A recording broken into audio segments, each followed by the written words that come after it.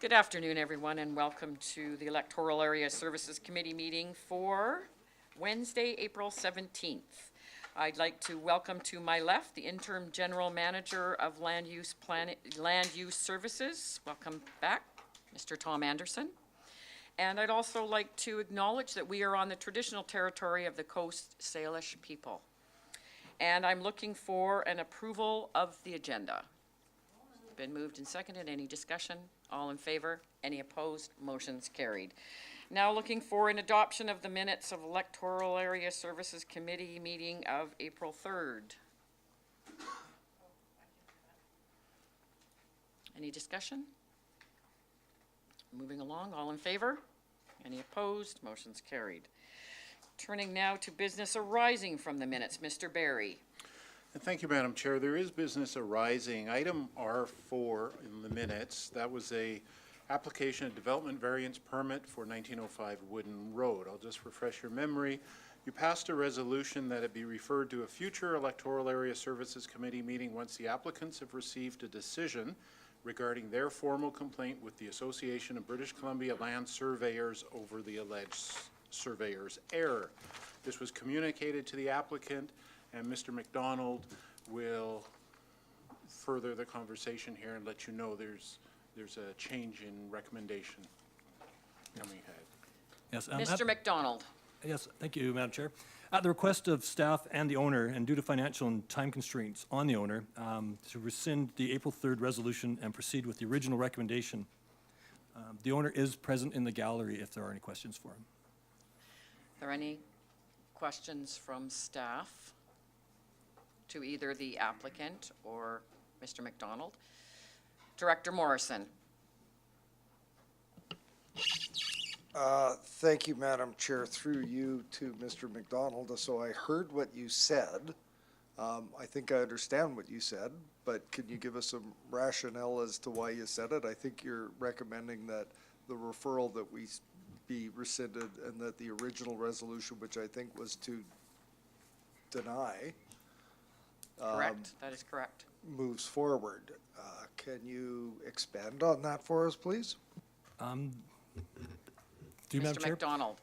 the financial constraints, because in the resolution that was put, this would be on hold while the surveyor was contacted, because there was an issue with the surveyor. So the owner has requested that it does not wait that time. It could take 6 months to a year to see that through. Thank you. Is there a follow-up, Director Morrison? And I guess I can put this through to the applicant. So are you comfortable with the moving forward of the resolution? Is that going to be of assistance in your discussions with the people you're lodging the complaint against? Yeah, I think where we're at right now is we just can't afford to wait 6 months, 12 months, 18 months, whatever it's going to take.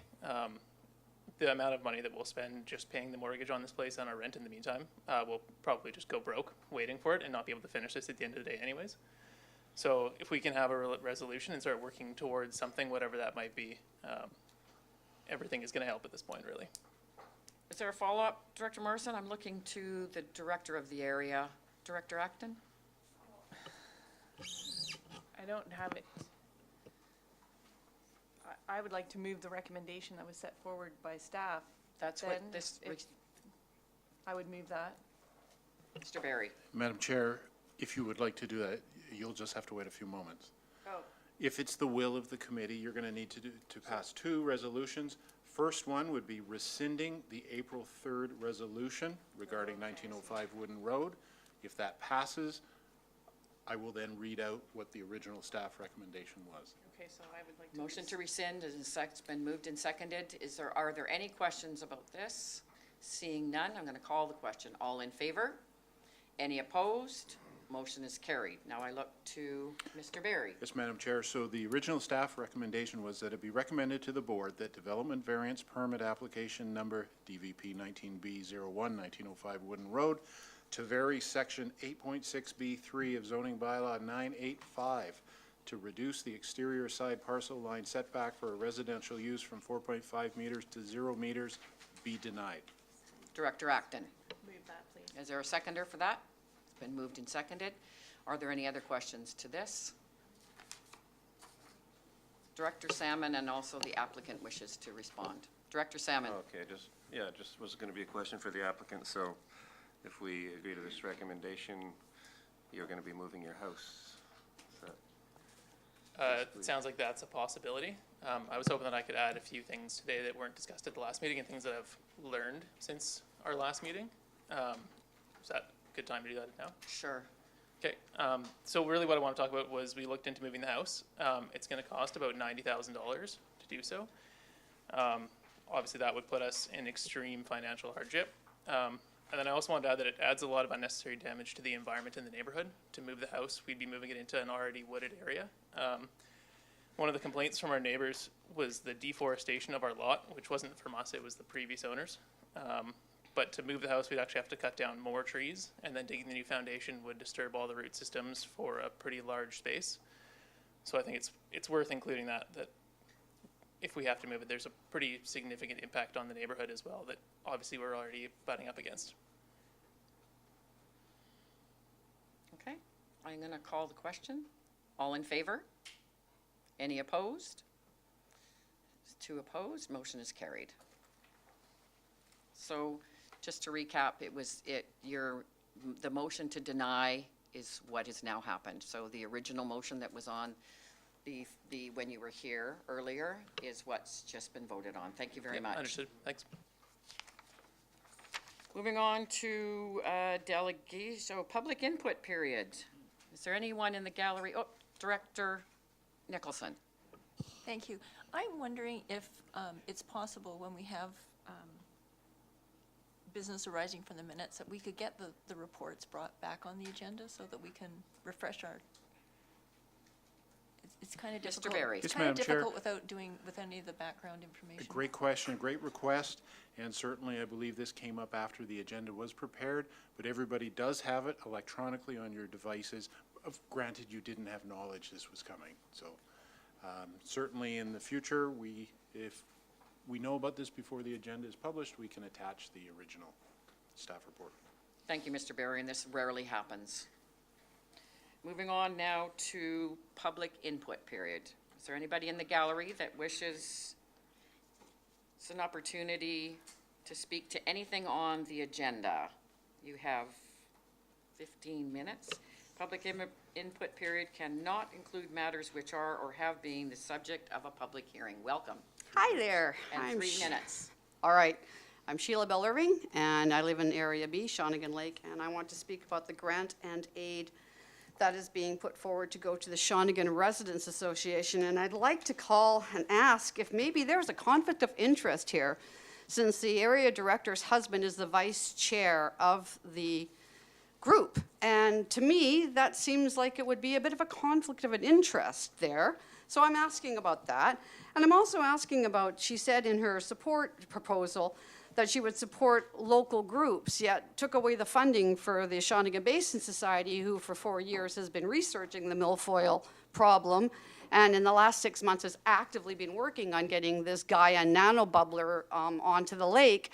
But we now unfortunately have been stalled because we lost our tax allocated funding because it went to 0 from 50,000. So I'm kind of calling hypocrisy on that one, working with the local groups. I guess it means the groups that don't include the Shawnigan Basin Society or our office. So I would like you to look into the conflict of interest here, because that just seems wrong. You shouldn't be able to give money to your husband's group. It just shouldn't work that way. Thank you. Thank you very much. Is there anyone else that wishes to have some input in today's meeting?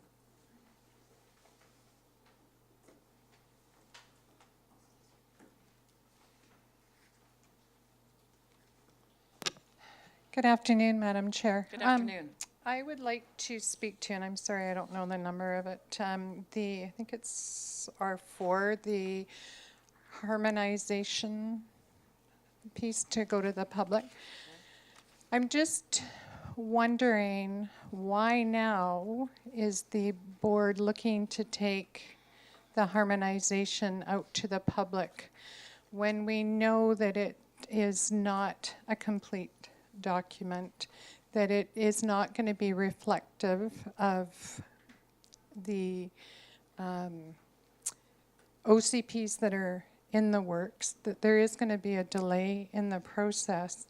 And from an email that was sent to members of the Area E OCP, that there is some legal, let me see, I'll just.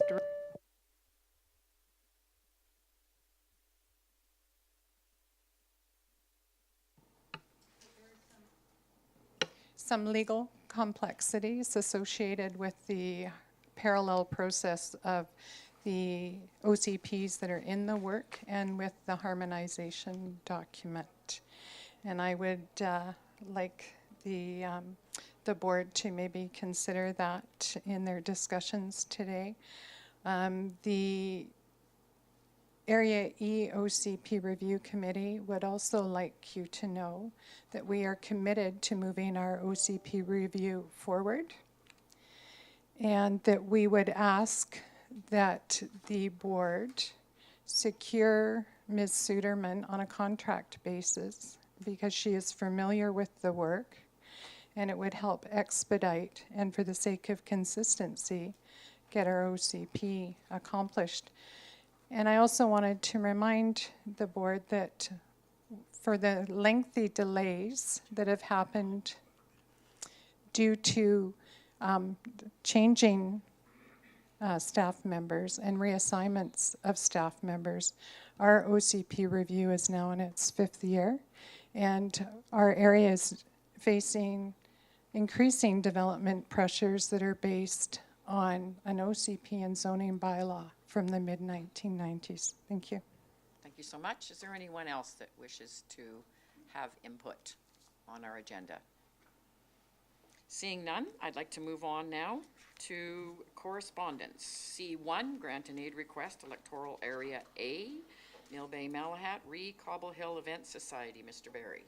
And there's a recommendation that it be recommended to the board that a grant and aid electoral area A in the amount of $500 be provided to the Cobble Hill Events Society to support music in the park. It's been moved by the, moved, is there a seconder? Been moved and seconded. Is there any discussion? All in favor? Any opposed? Motion's carried.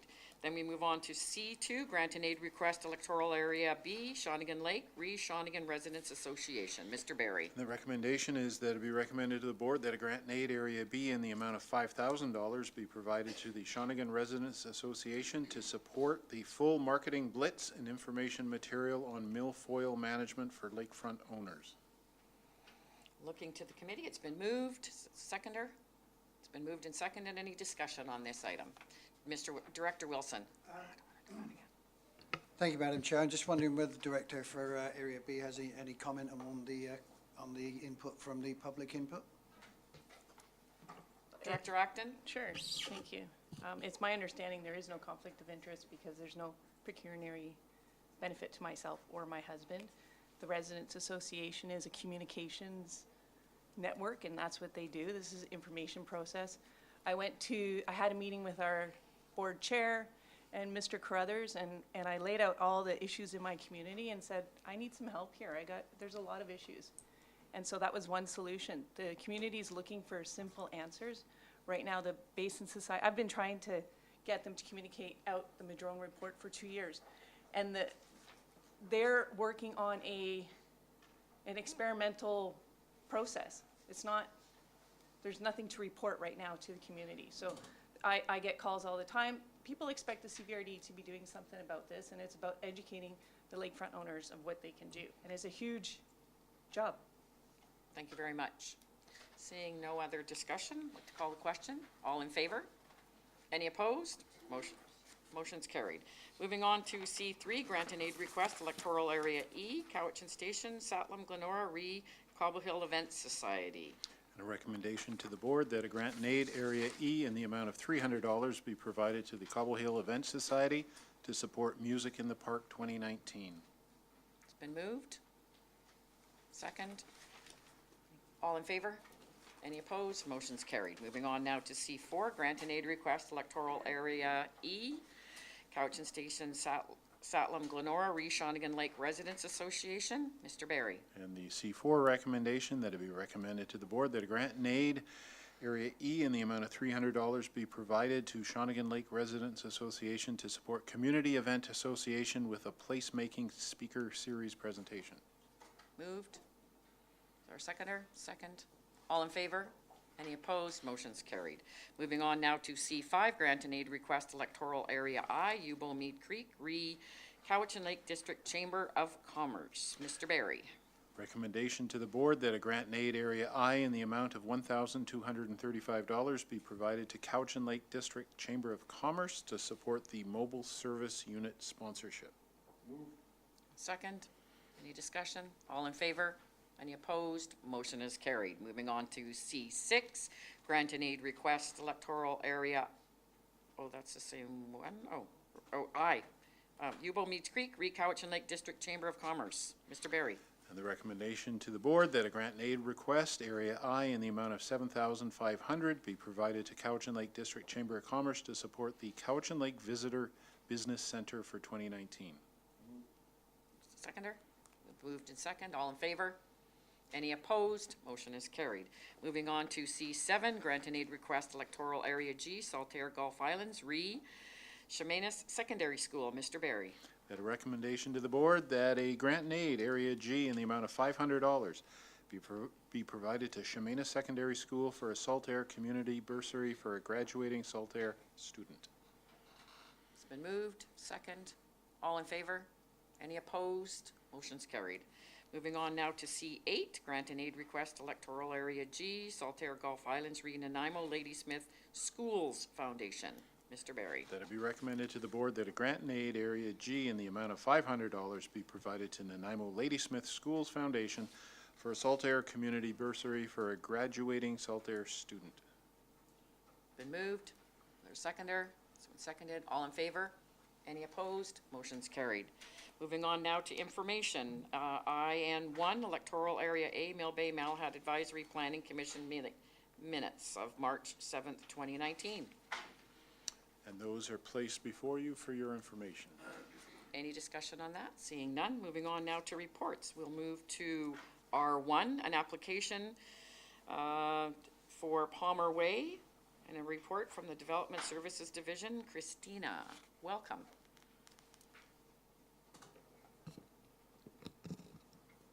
Good afternoon. Good afternoon.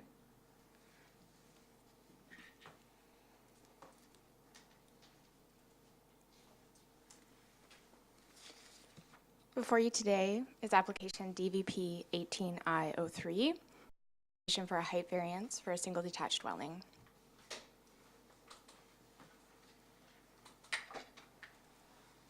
The subject property is in Electoral Area I, adjacent to Cowichan Lake. It's approximately 2 kilometers west of Cowichan Lake Village, the village of Lake Cowichan, sorry. Property is designated suburban lakefront residential in the official community plan and is within the Yubo urban containment boundary. The zoning bylaw zones the property lakefront residential 5, and so according to the OCP and the zoning bylaw, a single detached dwelling is an appropriate use.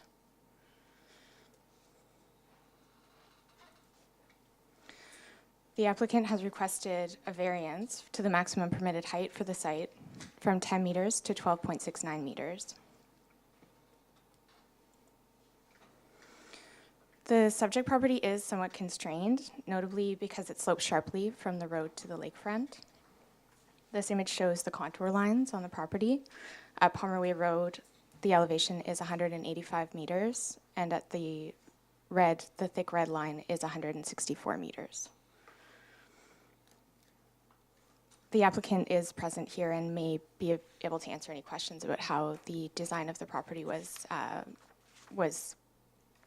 reflective of the lot constraints. This shows the approximate renderings for the proposed development to help explain how height is measured on the site. Within the Area I zoning bylaw, height is measured from the average natural grade at the edge of the building. So the maximum height is a flat horizontal plane that buildings must fit under. And that means that the bulk of the building, that is permitted is different at different parts of the slope. So in this case, the garage, which you see in the top left image, is the highest point in the building, but actually has a relatively low profile. And you can see from the other edge of the building, it is much higher, taller, but is not actually higher.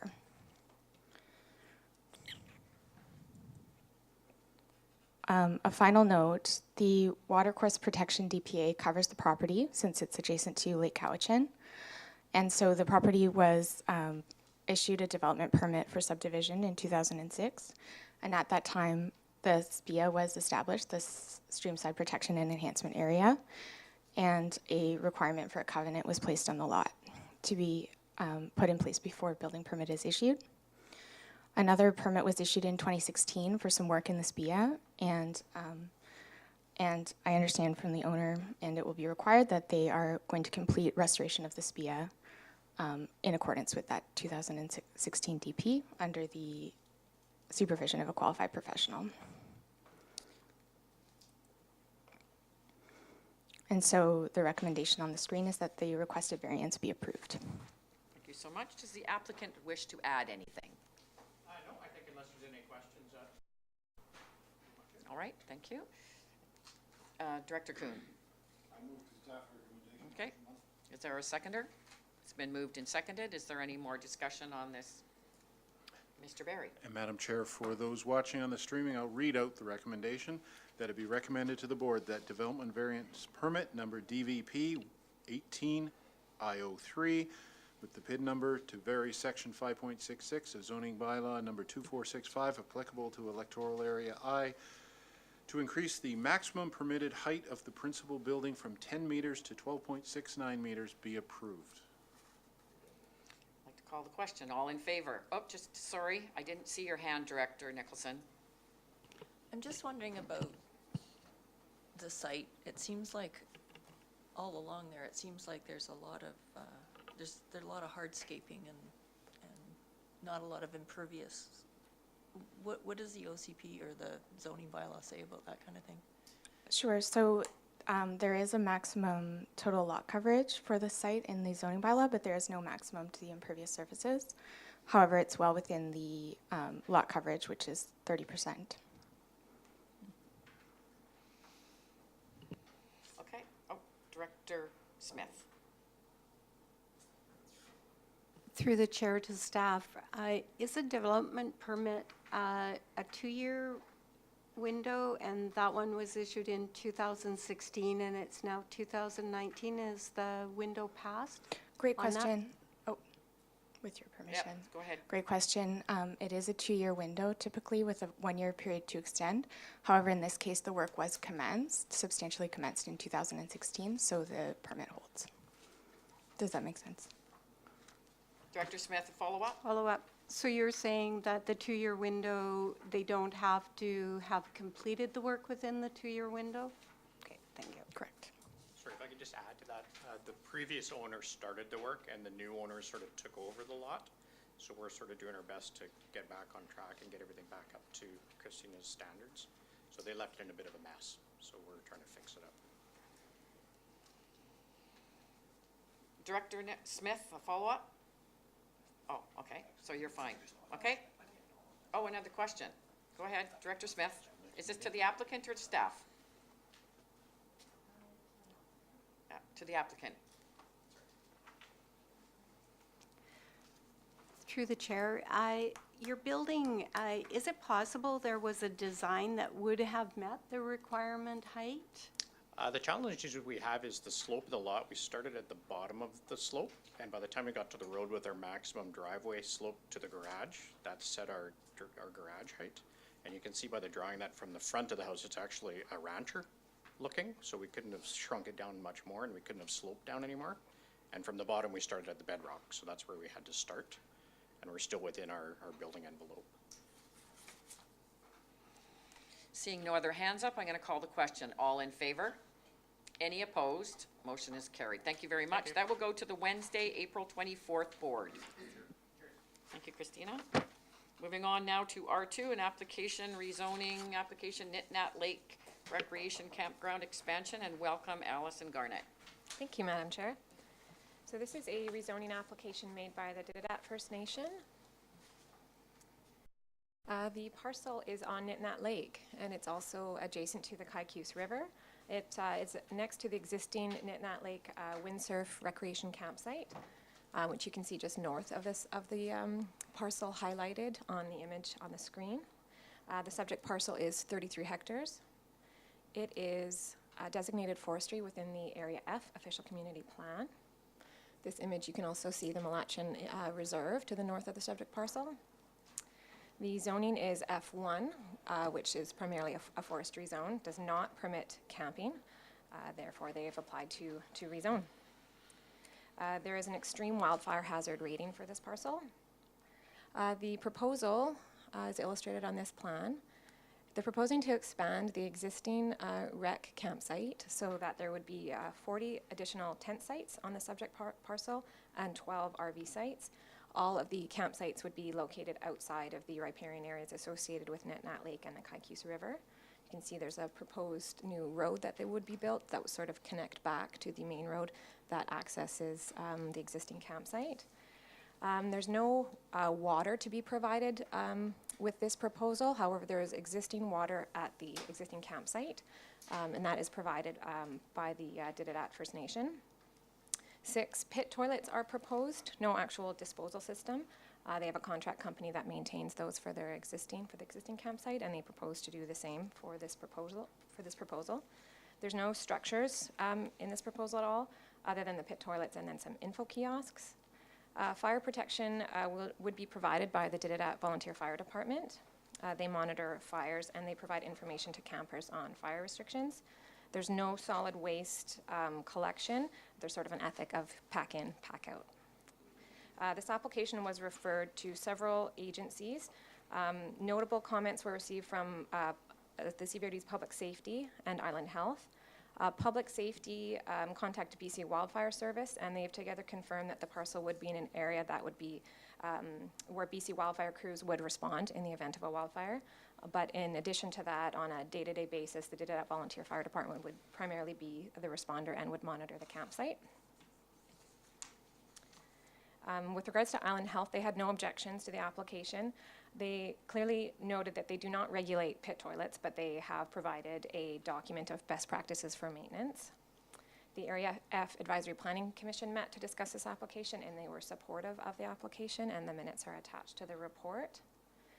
With regards to the OCP policy, there is a policy in the forestry section of this plan that allows for rustic camping within the forestry designation, subject to specific criteria. And I'll just quickly go through that criteria because this is the main consideration of this application. So rustic camping should have minimal structures, should have minimal impact on floodplain or environmentally sensitive areas. It should be located near natural attributes. It should have an acceptable sewage management system. Solid waste collection should be provided, wildfire safety concerns addressed, and no negative impact on adjacent forestry operations. So planning staff are generally supportive of this application. The Kaikous River provides a natural buffer to the adjacent forestry lands. There is an adequate management plan for servicing considering the rustic nature of the proposal. So generally there is compliance with the plan policy. And we are also supportive of authorizing legitimate camping in the areas. We know that there is significant problems with unauthorized camping. So the recommendation is essentially to approve the application at this level, which means forwarding the amendment bylaw to the board for first and second reading. A public notice in the newspaper could be done in lieu of a public hearing, as there's no amendment required to the official community plan. It would just be an amendment to the zoning bylaw.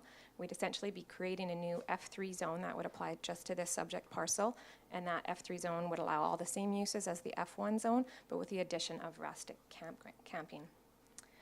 And that is all I have to say. Thank you. Does the applicant wish to add anything? Is the applicant here? Right here, yeah. Oh, sure. Would you like to add anything? I think she's been fairly specific on what we want. Could you come to the microphone and just let us know? Just because we're streamed live, so. No, that's are fine. we No, I talking think, to the I think wall? she's covered it all off, unless Great. there's any questions, anything specific. Thank you. And I'm looking now to Director Acton and Director Nicholson, and then Director Morrison. I have a few. So this sounds like a great economic opportunity in tourism and sounds awesome. Just by some of the wording in the report, is it the same, owned by the same campground that's already operating? Or the windsurfing campground? The windsurf campground is actually run by the Trails and Recreation BC, and we manage it. We've managed the existing windsurf park, as they call it, for the last 15 years, I believe it was. Oh, so you manage it, but you don't own it? No, what we have done now is taken out an occupation to lease it from the province, Okay, and we do have that. so you'll have the two. So we'll have So that as you're- well as the You're private lands. experienced with any issues that might come up because of We've having? been doing it for 10 years. Yeah, for 10 to okay, 15 years okay, now, yeah. okay. And I guess that Follow pretty up? much answers Okay. all my questions. Thank you. Director Nicholson, to the applicant or staff. To the applicant, I guess. Thank you. I think rustic campgrounds are great. I'm just wondering about water. So how does that work? I think we Could you addressed come that to in the, close to the podium? Yeah, I think we addressed that in the proposal. We presently supply water from the First Nations reserve lands. That's run by the, basically by Health Canada. So there's So- a pipe in the ground? Yeah, there's a pipe in the ground that actually put into the existing Parks and Recreation section of the park, which was approved by the province when we did it. We haven't expanded that. We've left it at that one spot. So now the reason we did it basically was because we were just getting really tired of cleaning up plastic bottles.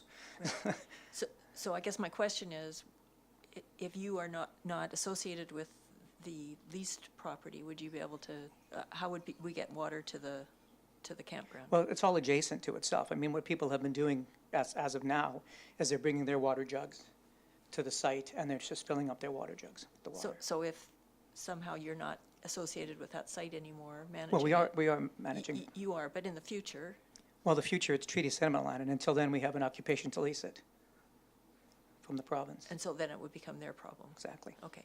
And so my other question is about garbage collection, because I imagine you have bear issues, or could potentially create bear issues if there's not solid waste. And I see that that is a requirement in our policy.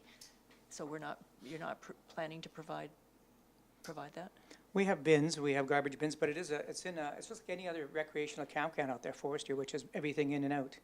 You know, bring it in, bring it out. But we do actually have a garbage disposal in our public works that has been picking up garbage from there on a That regular does basis. pick up garbage. And Yeah. what about gray water? We don't really have a gray water issue there. We don't have So any people solid just waste. chuck their gray water into the Well, bushes, it's like I any guess? rustic campground. I mean, it's the same as any rustic campground anywhere in the CBRD or any other area that has a rustic campground. Right, I'm just concerned about creating bear problems, that's all. We haven't had in the past, but, you know, that's not to say it can't happen. Is there follow-up, Director Nicholson? No, that's fine. Okay. Director Morrison. I'd like to move the recommendation if there's a seconder to speak to it. It's been moved and seconded. Mr. Barry. Three-part recommendation that zoning amendment bylaw number 4268 be forwarded to the board for consideration of first and second reading. And number two, that it be recommended to the board that a public hearing for zoning amendment bylaw number 4268 be waived in accordance with section 4642 of the Local Government Act, as the proposed zoning amendment is consistent with the Cowichan Lake South Scotts Falls Official Community Plan. And the second part of that recommendation, which is number three, that be recommended to the board that the referrals for zoning amendment bylaw number 4268 to the Dididat First Nation, Ministry of Forest Lands and Natural Resource Operations and Rural Development, Cowichan Tribes, Halot First Nation, Malahat First Nation, Island Health, and the Ministry of Transportation and Infrastructure be accepted. That has been moved and seconded, and Director Morrison, you'd like to speak to that? Yeah, just briefly, I want to thank Mr. Koski for a fairly thorough application. Staff have done an excellent job in packaging this for us. Just on a couple of notes, as has already been mentioned, this is consistent with the OCP. There's a real demand for camping in general, but the rustic campsites, I think this is really filling a need. This is going to have, I think, significant impact for First Nations economic development aspirations. There's bigger plans that are in the works. They've addressed riparian concerns and in their layout. Our APC has enthusiastically recommended that this moves forward. I think our CBRD economic development officers had a look and is supportive of this. And Last couple of things, and Mr. Kofsky made mention to the fact that the lands that are currently used as recreation are subject to treaty, and they've got a license of occupation and the likes.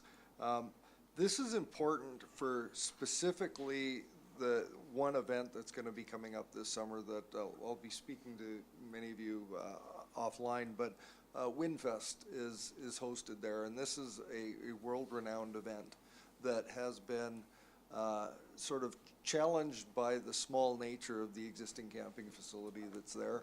And this isn't your old Westphalia and Birkenstocks. This is a real major event that's got significant. Sure, there's a few Birkenstocks. Well, maybe a few.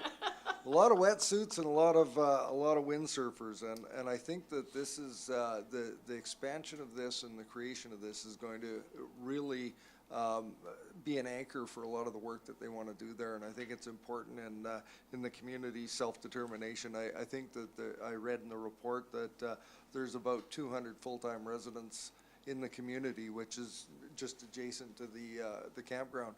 And I know that the community wants to bring their young people back and provide employment opportunities, and that with the park close by, this is one step to helping that community reinvigorate itself. So I'm fully supportive of this, and I want to wish them the best of luck if we're successful in the vote. Thank you, Director Morrison. I see no other hands up. I'm going to call the question. All in favor? Any opposed? Motion is carried. That will go to the Wednesday, April 24th board. Thank you very much. Thank you. Moving on now to R3, March 2019 Building Report. Mr. McDonald. This is for information. Joe, you may have to help me how I move that to the next meeting. Madam Chair and Directors, you may notice there was no report attached. So Mr. McDonald has advised that he will bring it forward at the next EASC meeting. Thank you so much. So we're moving on now to R4, Harmonized Electoral Area Official Community Plan Report from the Community Planning Division. Welcome, Mr. Tippett. Thank you very much, Madam Chair. And it does say my name on here. Originally, Coralie was going to give this presentation. I think she's such a keen person. She's watching us live on the video feed, but she's at home sick with the flu. So I'll try and fill in as best I can. Just for background on this, and the report speaks to this, last August we came forward with a work plan that involved engaging, excuse me, the chairs of the APCs in a steering committee for this harmonization modernization project. And we've had a series of meetings with that group, and some of the feedback that we got, from the earlier meetings and carried through to now is that it seemed to be an awful big burden for one individual to carry. And there were also concerns expressed about maybe the previous August 2018 consultation program being a bit too narrow. And so we've rethought, as of about a couple of weeks ago, the process, and what we're going to recommend here is that we change the process and in fact alter the public engagement program to the tune of having several meetings in the community, probably 4 or thereabouts, open to the public, open to APCs, open to APC chairs, and that we better advertise and make people aware of what it is we're doing and what the process is all about. And although it's not part of the proposed resolution here, I would also note that we've started meetings with a couple of individual APCs that wanted to have a little bit more hands-on approach to some of this work, and the first of those occurred on Monday night this week. So the recommendation is that we essentially amend our engagement program to have a series of public open houses in the electoral areas to present and obtain input on the draft harmonized OCP. And Thank you, Mr. Tippett. I have a little bit of a speakers list. I have Directors Acton, Kuhn, Smith, and Wilson. Director Acton. Thank you, Madam Chair. I think the new plan sounds really great, like compared to what was initially rolled out. But I would like to just, I hope it's not a lesson learned. I met with my APC chair And the amount of work that was expected, it was a binder like this, and hours and hours and hours, and a huge job was expected by this person.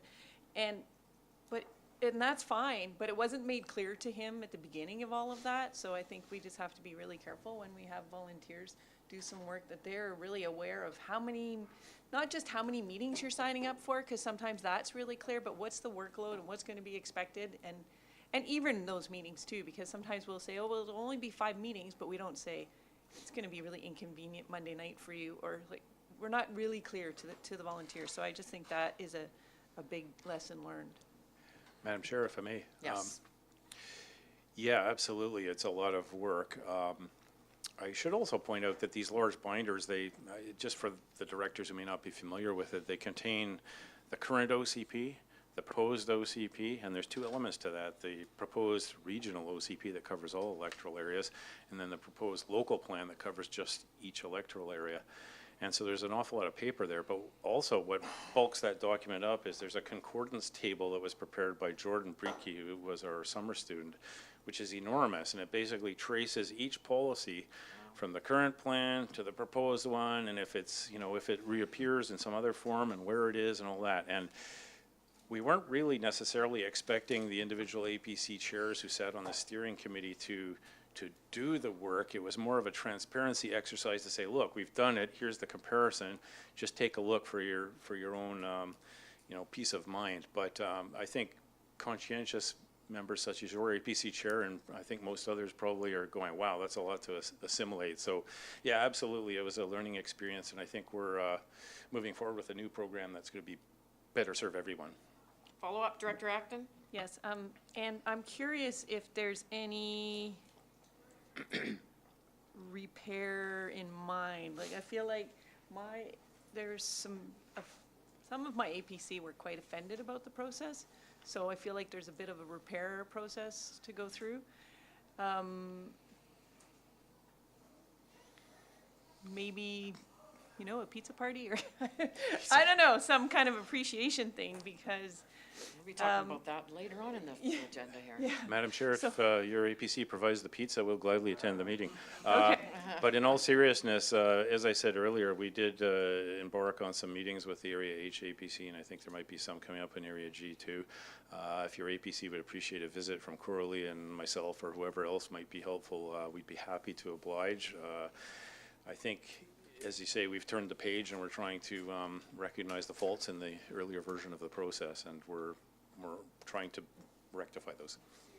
Sorry, you're not automatically doing these meetings with everyone? We have to set it up with you? It's on demand basis. Some of the participants in the process have been quite comfortable, and so we're going to do it on the basis of requests. So yes, if you want to discuss it with your APC chair, that would be the appropriate way to do it, and then let him contact Coralie. Thank you. Thank you. Director Kuhn?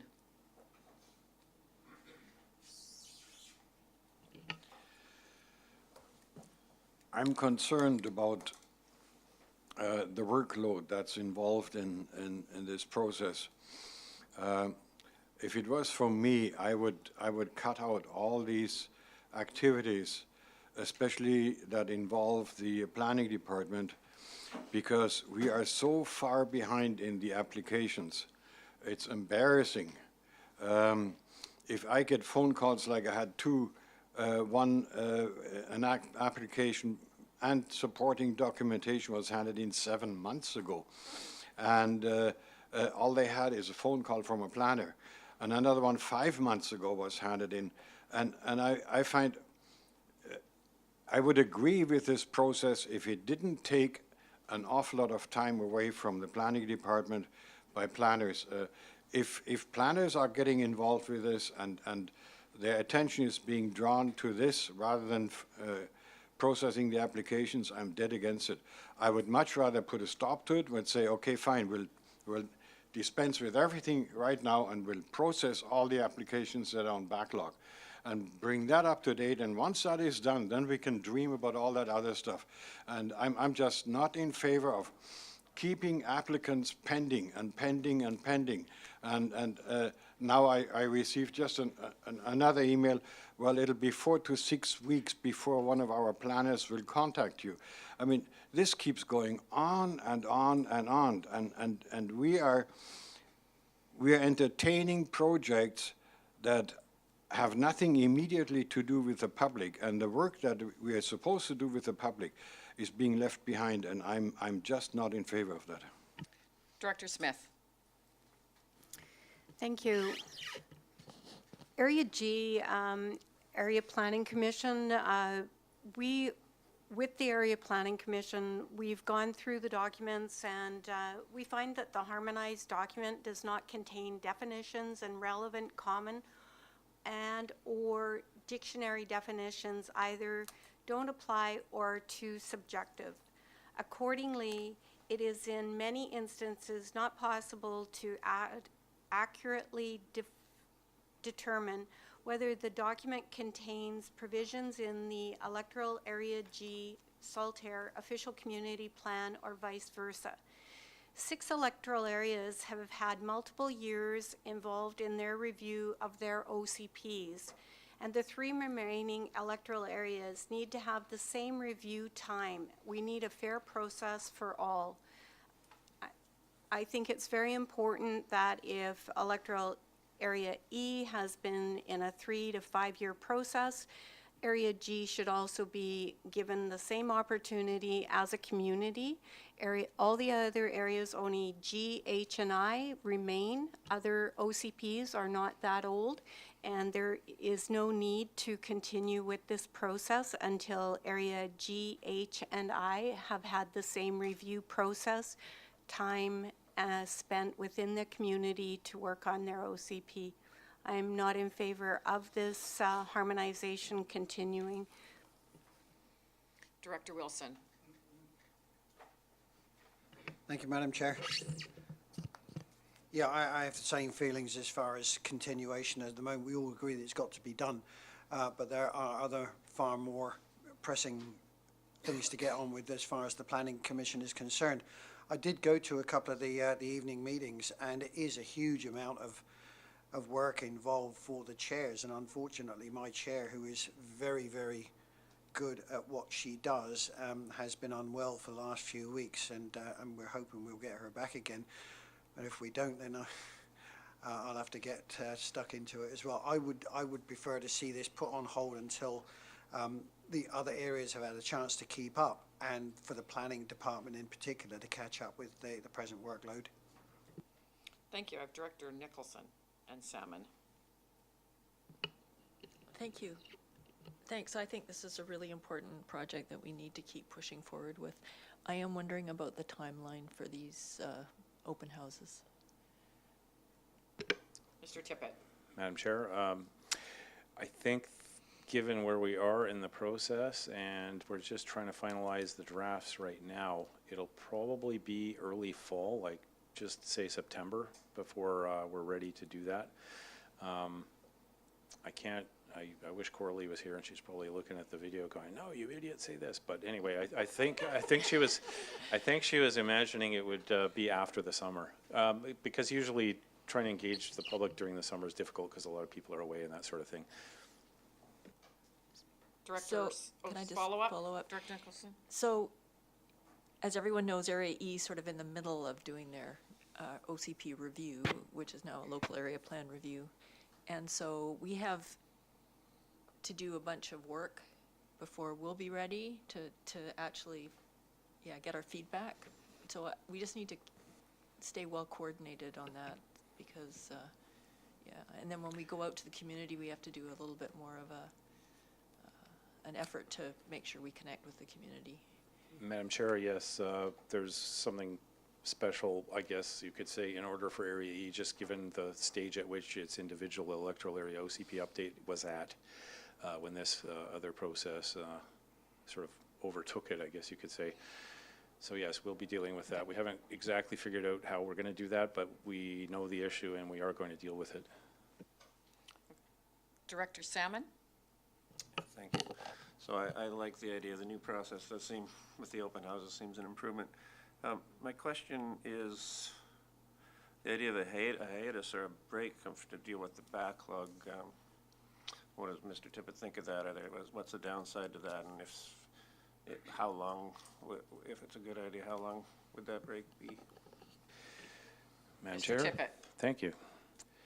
Yes, very good question. Thank you for asking it. I hear what Director Kuhn was saying before, and I agree. It's unacceptable, the delays that we've had in processing applications. What I can say just in general terms about our development services staff is we are kind of shorthanded right now, but we have recruited one new person who will be starting in just over a week. And we'll be giving her a nice healthy caseload of applications, hopefully including the ones that Director Kuhn was mentioning.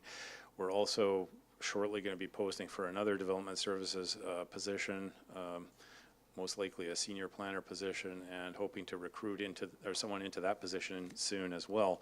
So I think things are generally looking up on the development services division staffing front. Regarding the project planning staff who are working on the OCP harmonization and modernization project, yes, in theory, they could be deployed to deal with applications. And you saw Christina Hovey earlier today present an application, and she's actually working on the harmonization project. So we've tried to have everyone pitch in a little bit where they can.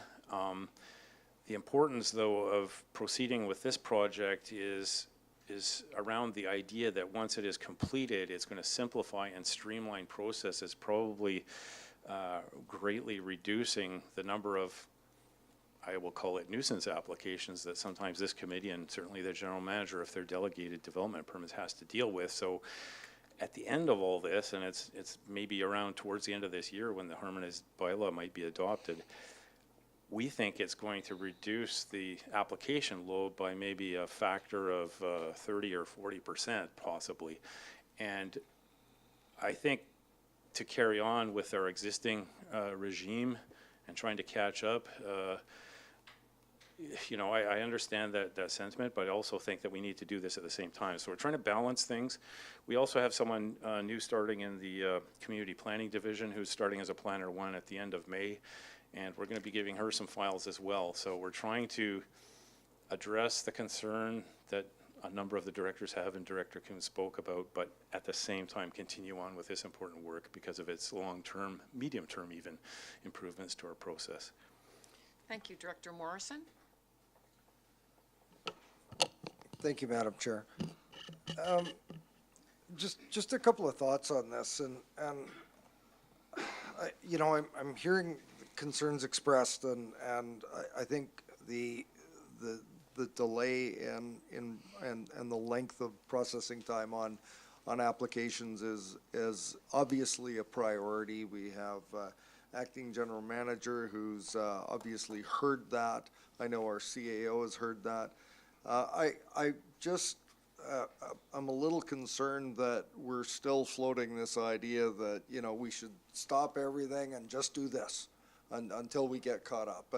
And if staff were agreeing with that as a path forward, I don't think we'd be seeing the staff report recommending that we proceed with this engagement.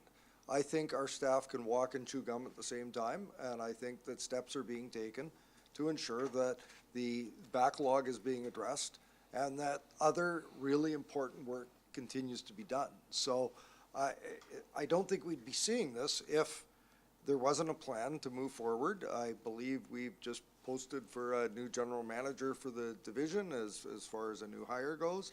The work has to continue to be done. And just for hearing Mr. Tippett's explanation of how we will reap benefits in the processing of applications when this is completed makes me encouraged to want to proceed and keep going. So, you know, we have to be cautious about how much we think we know how to run the departments. If the staff tell us that they have a plan moving forward, then we, to some extent, need to trust that. The other thing that I think is really important is, you know, coming through the last term, one of the things that was an ever-present comment around this committee and at the board was engage early and engage often. And you know, we did a lot of work. We did things differently last term, and we did do a lot of that, whether it be on the new functions or other activities. And I look at what's being proposed here, that we have some public open houses. Now, we heard comments at the public input session that we didn't have a finished document to go out to the public. Well, hang on. It seems like every time we go to the public with a finished document, we get criticized for going to the public with a finished document. That, oh yeah, this is already in the can and you're not really consulting with us, you're just showing us what you're gonna do. I think this is a straightforward, open consultation with the community. This is the direction we're going. Have you got suggestion, input, direction that can be incorporated into creating that final document? So either we're going to, live by and support the idea that we're gonna go to community, we're gonna listen to what they say, respect their input, and use that to create the documents that we're doing, or we're not. And I think this is one of the steps that you put your money where your mouth is, you go to community, you listen to what they have to say, and then you move forward. So I'll support this. This makes sense, and I don't want to, put everything on hold while we get the processing of current applications dealt with. Thank you. Director Kuhn, Salmon, and Smith. Director Kuhn. I hear what Director Morrison said, and yet I can't change my mind. We have known about a problem in the planning department for the last 2 years. I've certainly discussed it with the then general manager, and I've discussed it with the CAO, and I brought it up and I said, we've got to clean up the department. And what happened in the meantime? In the meantime, we started Couch in 2050. We started the harmonization. We had the affordable housing, which used one of our staff members. And all that was undertaken knowing fully well that applications were being left in the corner. And I just can't agree with that. We are so far behind in the applications. How long will it take? We are planning open houses or whatever in September. Well, even let's say we'll be lucky if by winter it'll be all processed. This whole and the whole harmonization will have taken place. Well, by that time we'll have received how many more applications, and they're still hanging there. We've got our priorities wrong. We've got residents that are expected to be serviced, and they're not being serviced. Instead, we're coming with excuses, and we're saying, well, we're harmonizing, and that'll speed it up, and we'll do 2050. That's really important. Tell that to your resident that has been waiting for months to be able to extend his garage or whatever. I mean, do they care about 2050? Do they care about harmonization of an OCP? No, they don't. They want the application done, and it's not being done. That has to be our priority. If we can't see that, then we're blind. Director Salmon. Yeah, thank you.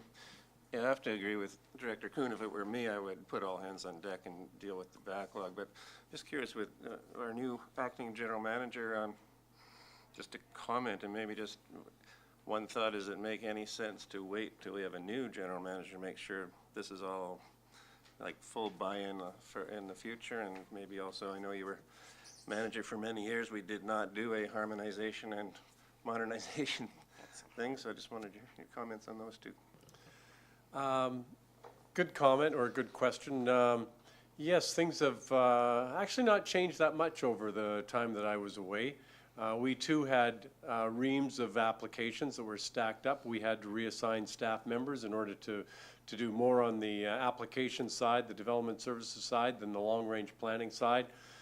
That's happening right now. Believe it or not, staff are being reassigned. We've had some turnover. However, there's other things that are taking place in order to try and get rid of some of the backlog. But it's a constant problem. I'm listening to the comments, and I guess we'll have to go back and reassess. If it was one or two directors pounding away at us saying more application work, well, that's one thing. But if it's the entire Electoral Area Services Committee saying do it, well, then we'll take your advice and direction and move forward that way. However, at the same time, a number of years ago, When I was here, there was a fault taking place, and that was we're not doing enough long-range work as well. And we had a comment from the audience here today about Area E. I mean, I think that was thought of and on the list way back when, and we're still trying to get at it. So in actual fact, a lot of work has been done on the application processing part of it to the detriment of the long range. So there's nothing new here. It's just, I think the applications have suddenly streamed in more than we've ever imagined before, so we're having to scramble in order to try and take care of it. So I understand where you're coming from. My job here is to take a look at that and see what we should do in order to try and correct that situation. The CAO and the likes of Mike Tippett we're already in the process of changing that in order to put more emphasis on applications. So we can certainly take a look and see what else we can do, but it's hoped that the new hires will come on board and be given full workloads and get up to speed. I know the background that some of them have is applicable to application work, so therefore they know all about how to do this, so it's a matter of giving them the applications and getting going with it. But I understand where you're coming from. It's just not easy to respond, and so therefore some of that long-range work is being taken away to the detriment of Area E, and we try and balance, but sometimes you put more weight on the other. So thank you for your comments. Director Smith. Thank you. Area G has minimal applications in the land planning department, and I feel that we need to have a full review of Area G's OCP. I am honored that Area E has had the opportunity, or I feel that it's great that Area E has had the opportunity to have a full review process, and it's taken 3 to 5 years to do that. And so their OCP will be up to date and current, and others have had the same opportunity. Area G has not had that opportunity, and if you go through the alphabet, just because you get to one letter of the alphabet doesn't mean you stop. And Area G should not be discriminated against because we happen to be Area G and later in the alphabet. So I think it's really important that everyone around this table recognize that our OCP has not been reviewed for multiple years to bring us up to a point where we feel comfortable that some of the others have that comfort in their OCPs. We recognize as we've gone through this process that there is a huge lack within our OCP, and it should be brought up to date. But our OCP also states that any changes to this OCP will be subject to a thorough public review process. So we haven't had that, and all of a sudden we're being dumped into a process that's quick, these words, oh, this matches this, but this is only one sentence out of a whole page of what has taken a 2-year process for the current OCP. It was a 2-year process. It involved public engagement, and we haven't had that opportunity in this process. We are not coming from a current OCP or the end of a process that has taken multiple years to get there. If anything, I would recommend that because Area G has minimal applications in the process at land use, that Area G be pulled out of this process until an OCP review has been done, and then all the others will be in their overarching harmonization and modernization, and we will add on to it once we've had that thorough review. I can't support the harmonization moving forward for Area G, and I do agree that we need to get our house in order with our services and get the services that we are supposed to be providing for the communities back on track. Thank you. Director Marcotte and then Director Kuhn. Thank you, Madam Chair. Excuse me. I would just like to make sure that everyone understands that not everyone is going to buy into this project, this dream. I know that in my community, they're not at all thinking that they really want to go far as they are. They've been very satisfied with the services and the servicing that they've had over the years. They have different expectations than other people. We have a totally different, closer to some of the other municipalities than we are in conversing with our own people here. So there is very little contact between the two, and I have I've been hearing a lot of concerns about the actually putting it in. I know Mr. Tippett had turned a really good page or two and got us going down the right path, but somehow this modernization kind of kicked the ball a little bit different. So I would like you to consider that not only are we not connected with speaking with each other, we also have to travel very far in order to do our jobs. So I would just like to make that statement very clear. Thank you. Thank you. Director Kuhn, and then I'd like to put myself on the list. Yes, I would like to propose a motion. I move that we dispense or we interrupt all the work on Caution 2050 and on the harmonization plans until we find that the applications have been dealt with and that we are reasonably up to date in our day-to-day work with handling the applications. Is there a seconder for that motion? It's been moved and seconded. Okay, you wouldn't happen to have that in writing, or do we have that in writing at all? I'd like to have them, it'd be. Okay, it'd be good that we could, so we get the understanding and the gist of this motion that has now been moved and seconded. I'll now turn to Director Salmon on the motion. Just a question for Director Kuhn. So you've added the couch in 2050 in there. It's in there, yes. Could I suggest to make it simpler and just have the harmonization for this one and keep 2050 out of it? As long as the 2050 doesn't use staff. If it uses staff, then we're back at the same square again. I would like to have the staff concentrate on the pending applications. Mr. Anderson. Madam Chair, what you're talking about is a huge diversion from our day-to-day work, and we're trying to compensate for the applications. Now, I've been here 2 days, so I don't have the full knowledge as to be able to say, that's a great idea or that's a bad idea.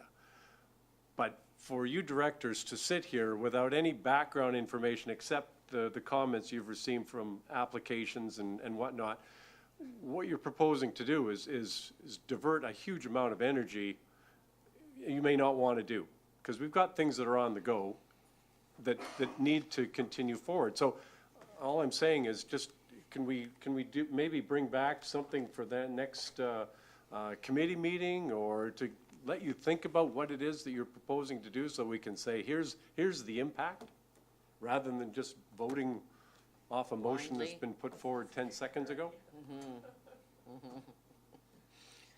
Well, I still have a speakers list, and that's been moved and seconded. Director Kuhn, do you have a comment? Well, I hear about important things that have to proceed.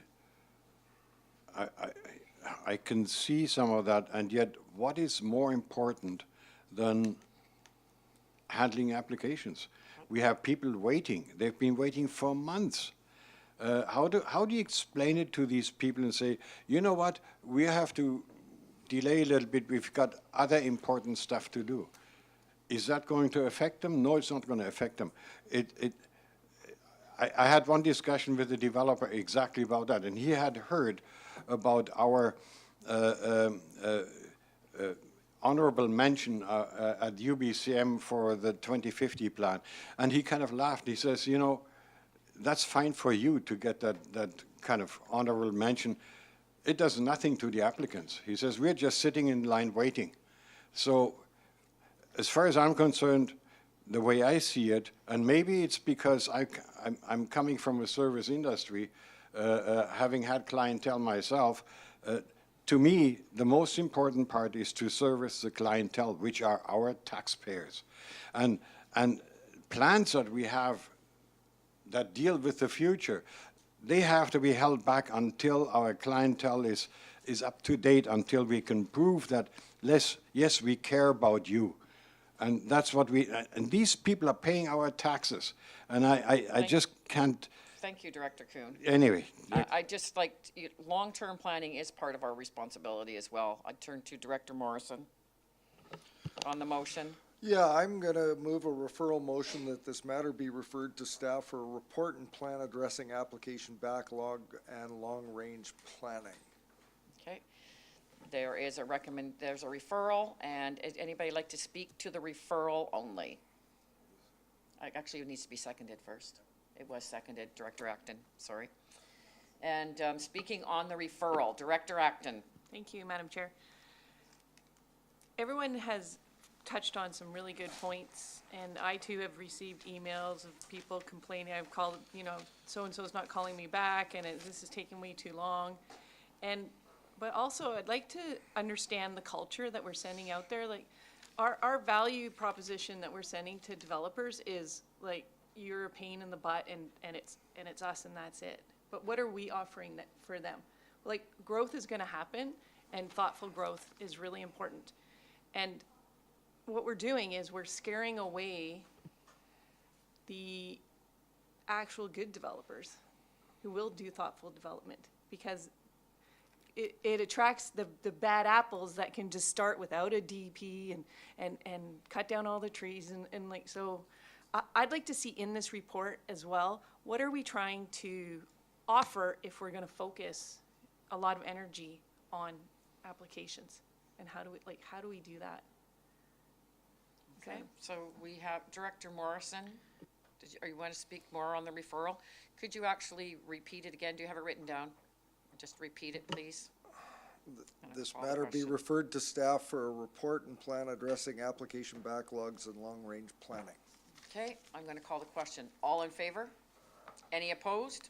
Motion is carried. Thank you. We move on now to, where are we? R5, volunteer. Madam Chair. Yes, So, with the recommendation. Director Salmon? What did we do about the original recommendation then? We just referred the backlog to staff, but about the open houses? Well, that'll be part of it when it comes back. So So that will be part of it, yes. Okay, moving on now to volunteer appreciation report from the Finance Division. I believe it's Ms. Weiner. Madam Thank you. Chair, there's a staff recommendation that it be recommended to the board that the appreciation for advisory planning commissions and parks commissions policy be waived for 2019 by including the unspent 2018 funds which were carried forward in the 2019 budget. It's been moved and seconded. Is there any conversation on that? Seeing none, oh, yes, there is. Director Nicholson? I'm still kind of bothered that I never understood that there was a volunteer appreciation policy until this year. That's 4 years that I didn't do something to appreciate volunteers in a formal way. I'm wondering, some organizations have policy handbooks that list all the relevant policies in a way that you can kind of understand what the business of the organization is. I'm wondering if we have anything like that I should have been looking at. It's a staff question. I believe the policies are all there. You'd have to go look for them. Well, they're not there in a way that are you can find them. Okay, so we're moving on now to, where was I? Question. Calling the question. I just had another comment on that question. That's also in the report that you noticed that, and what I had heard last time is that it is not enough money. So we'll go with this, and I'll call the question what's currently on the floor. All in favor? Any opposed? Motion's carried. Director Morrison. I haven't prepared a motion, but I think I'm going to perhaps come to an upcoming meeting before the 2020 budget considerations are brought to us, and I will be recommending that the amount per year per electoral area be increased to something like $1,200, or I'm gonna leave it open for consideration if directors have a thought on that. It's pretty hard to appropriately appreciate your volunteers with the amount that's been allocated in the budget, and There is a I'll recommendation. bring that back. Okay, thank you, Director Acton. Okay, all right. Moving on now to unfinished business. Question period.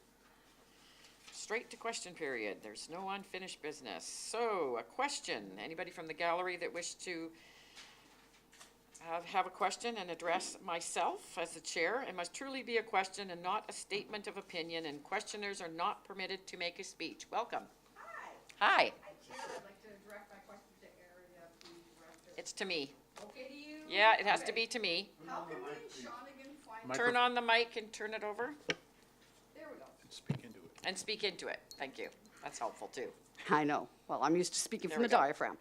How can we in Shawnigan find out if the Gaia technology works if we don't try it and scientifically study it with the help of UVic labs? We don't know unless we try it. Area Director has attended no public meetings on the Gaia technology between Gaia, SBS, community members, and the Shawnigan Research Group who are in support of this. So how can she have a science-based opinion on something she knows nothing about? Thank you. Thank you. That wasn't quite a question, that was a statement. But is there anybody else that wishes to ask a question?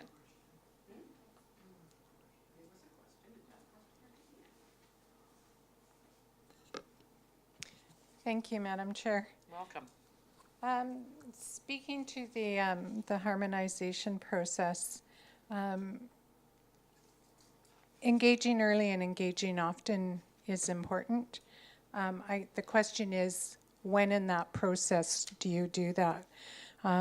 Talking about going to the public on the harmonization process, would it not have been better at the very beginning, last year, when this was being thought out, to go to the public and ask them what they thought of that opportunity? And That's your first question? it's my first question. Yeah, I believe it was all worked out, and they had worked it out, and they were gonna go to the public eventually, but they started with the APC chairs. I was not involved in it personally, and it did go there, and it was going to eventually come to the public as well. So the process is still moving like I had understood it was going to, and that's about it. And you have another question? Yes, I do.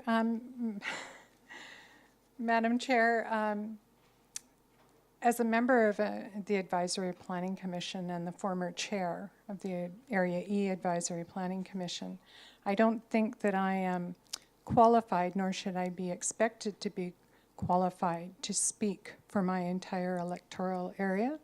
We sit as a member, a group representative, but we still have to go to the public at some point. And this is a huge undertaking. And that is my point, that at the premise of this, it should have gone to the public. My second question is in asking, what I asked or made in my opening remarks was the legal complexities of going through a harmonization process while undergoing an OCP review. And I don't believe that that was answered today, and that I asked that maybe that could be addressed and be reported back to the staff. The Area E OCP has been held up, and we still do not have a time frame. And when you talk about the harmonization process, it's addressing existing OCPs, not the ones in the future. And I have confirmed that with our representative, that only our old OCP is being addressed in the harmonization to date. So when does our draft or our new OCP get completed and part of the harmonization? Because what's the timeline? I'll have to check with staff and get back to you, Susan, on that. Yeah, because what is the timeline? We're hearing the end of the year on the harmonization, but what about the modernization? When is that going to be? And I can get back to you on that as well, and I think that this is an ongoing process, and I'm not sure we have the exact timelines. We are, not saying, even, I believe, Mr. Tippett, that September, they're aiming for September, it's after the summer, things come up. It was going to be, I don't think any of us around the table thought that it was going to be a short process. We understood it was going to take time to do this, but what we also understood is that at the end of this process, that it would actually be very beneficial when things would be able to be shortened up when it came to permits and stuff. So the long-term piece fits in very well with the short-term piece with the current applications. So that was what it was meant to happen, which I was really looking forward to, and I think that there is a process that staff was looking into, and I believe that if you come to the next, or when that staff report is written, that would give you some of your answers, or most of your answers. Madam Chair, I would hope. Another question? I do. I would hope that the Area E OCP can move ahead, because we want to make those thoughtful decisions for our community and not be held hostage. Thank you so much. And can we have an estimate when that can be done? No, or not right, currently you can't. There's going to be a report written. There's a lot of things that are in the air right now. Hopefully my earlier comments with having a Thank you. contract person be brought on board. Thank you. Thank you so much. Moving on now to our, Mr. Evans. Welcome. You Sorry, didn't see forget you me, coming. Mrs. Well, Chair? you haven't got up lately, so Madam Chair, on the harmonized electoral area business, is this online now so the public can look at it and have questions ready for your public open house? I don't believe it is at all, but I can get back to you on that, and I'll ask staff. Or at any time, you could check with staff if it's online. And Madam Chair, I see that you have again up public or open houses rather than public meetings. And I think that most of the public really likes a public meeting or a modification of an open house with a public period, because then there's an exchange of information and ideas between the public and, of course, the CVRD. Is it possible to have public meetings instead of open houses? Thank you. We'll take that into consideration. Thank you very much, Madam Chair. Thank you. Seeing no other questions in the gallery, I'll move now to a motion that this meeting be closed to the public in accordance with the Community Charter Part 4. So moved. Division. Okay. It's moved and seconded. All in favor? Any opposed? Motion's carried. I'm supposed to read them, aren't I?